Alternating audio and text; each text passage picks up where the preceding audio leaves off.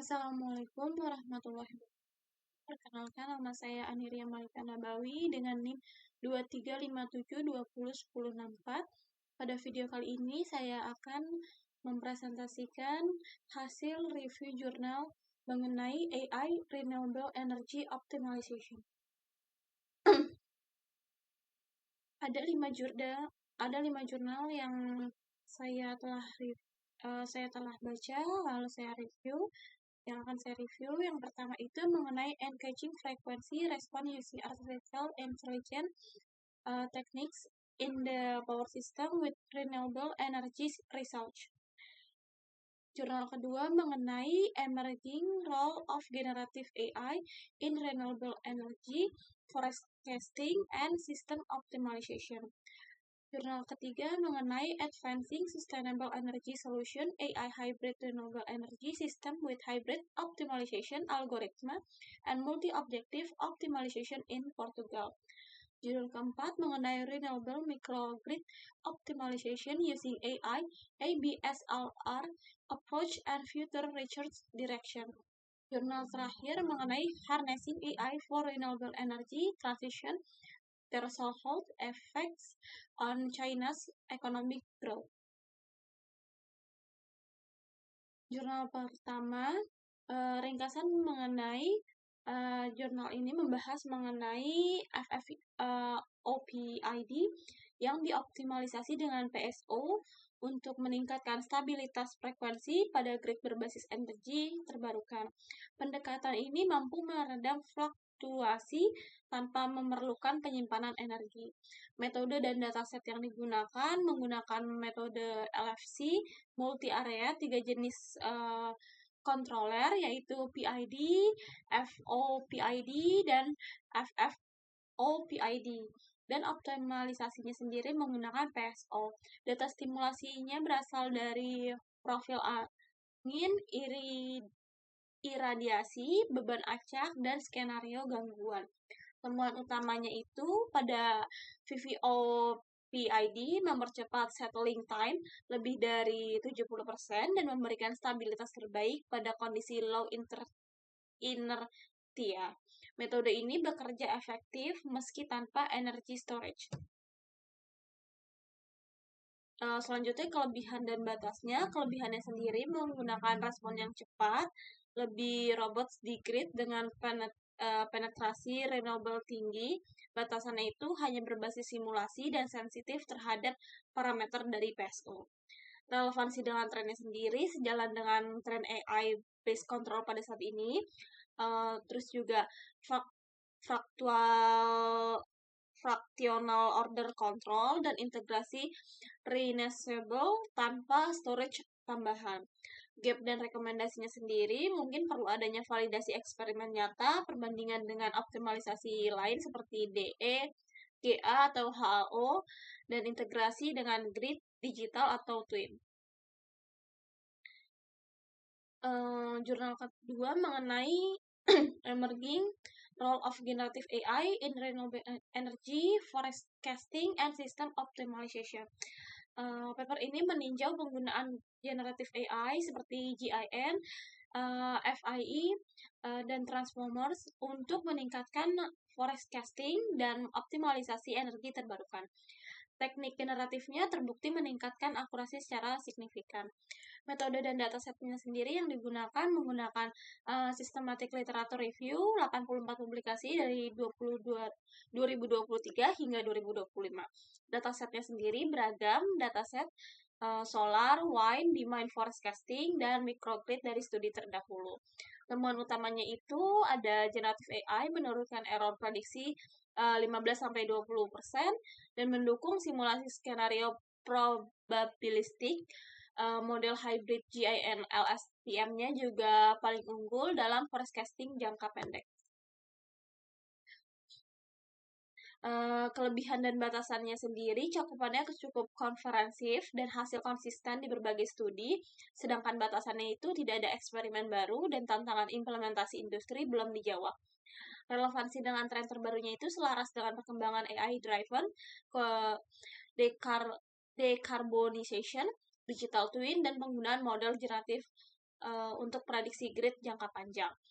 Gap dan rekomendasinya sendiri, minimnya studi yang mengatasi keterbatasan data industri dan kurangnya interpretabilitas XIE-nya. Rekomendasinya sendiri mungkin bisa mengembangkan federated learning, engage-based forecasting, dan integrasi penuh dengan digital twin untuk microgrid.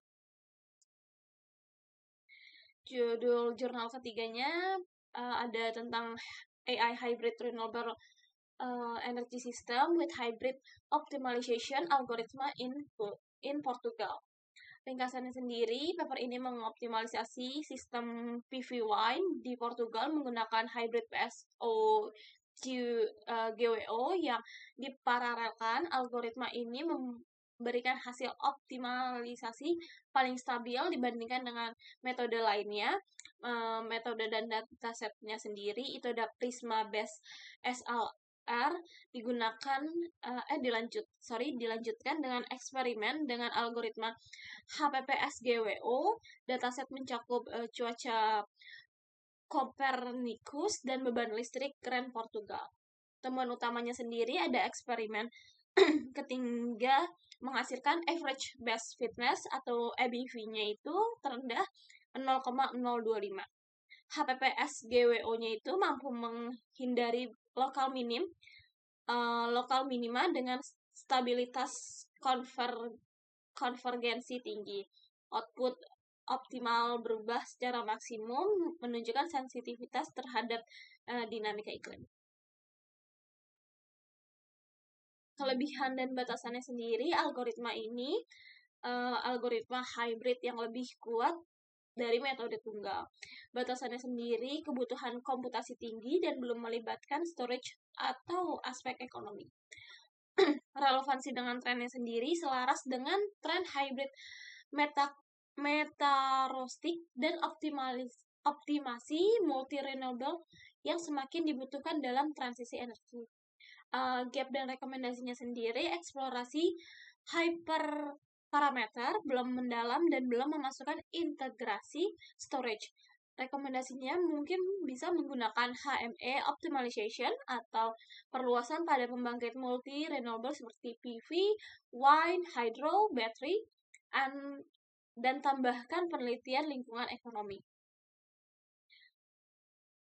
Jurnal selanjutnya mengenai Renewable Microgrid Optimization Using AI, ABSLR Approach and Future Research Direction. Paper ini mengulas 59 studi terkait optimalisasi microgrid berbasis AI dengan pendekatan BSLR. Fokus utamanya adalah identifikasi tren riset, tantangan bisnis operasional, dan kerangka masa depan untuk integrasi AI dalam microgrid yang berkelanjutan. Metode dan datasetnya sendiri ada bibliometrik, systematic, literature review. Datasetnya itu ada 59 publikasi Scopus sejak 2014 hingga 2025. Fokus bisnis, ekonomi, dan manajemen microgrid. Temuan utamanya di sini, tren riset bergeser ke hybrid multi-objektif frameworks-nya, dan AI meningkat efisiensi operasional 14-25%. Tantangan utamanya sendiri terletak pada regulasi dan implementasi lapangan. Kelebihannya itu adalah perspektif komprehensif lintas aspek teknis dan bisnis. Batasannya mungkin bias geografisnya dan minim bukti empiris yang nyata. Relevansi dengan tren terbaru selaras dengan arah global seperti smart microgrid, XIE, edge computing, serta integrasi AI dengan kebijakan energi dan SDGC. Gapnya itu minim eksplorasi tentang etika AI, standar regulasi, dan interoperabilitas. Rekomendasinya fokus pada XAI, Federate Microgrid, terus juga mungkin bisa di governance framework, serta evaluasi dampak sosial ekonomi. Judul paper selanjutnya mengenai harnessing AI for renewable energy transition, the result effects of China economic growth. Studi ini menganalisa mengenai efek energi terbarukan terhadap pertumbuhan ekonomi provinsi Cina dengan modernisasi AI. Dampak menjadi positif setelah GDP melampaui ambang lebih dari 2,37 triliun yuan. Metode dan datasetnya sendiri, Dynamic Panel, Threshold Model, datasetnya ada 31 provinsi di China, dari tahun 2000 hingga 2022, panel dinamis dan non-linear. Temuan utamanya, ambang GDP provinsi lebih dari 2,37 triliun yuan, titik balik dampak energi terbarukan. Selanjutnya, AI memperkuat hubungan positif energi terbarukan, pertumbuhan hingga pertumbuhan ekonomi. Energi tak terbarukan tidak memiliki efek signifikan terhadap pertumbuhan. Kelebihan serta batasannya sendiri, kelebihannya pendekatan non-linear yang lebih akurat menggambarkan dinamika ekonomi. Batasannya sendiri, datanya terbatas pada China dan indikator AI kurang detail. Relevansi dengan trennya sendiri, sejalan dengan kebijakan net zero China, AI enable green economy, dan global trend menuju energi bersih. Gap dan rekomendasinya mungkin kurangnya variasi lintas negara dan kurangnya indikator AI granular.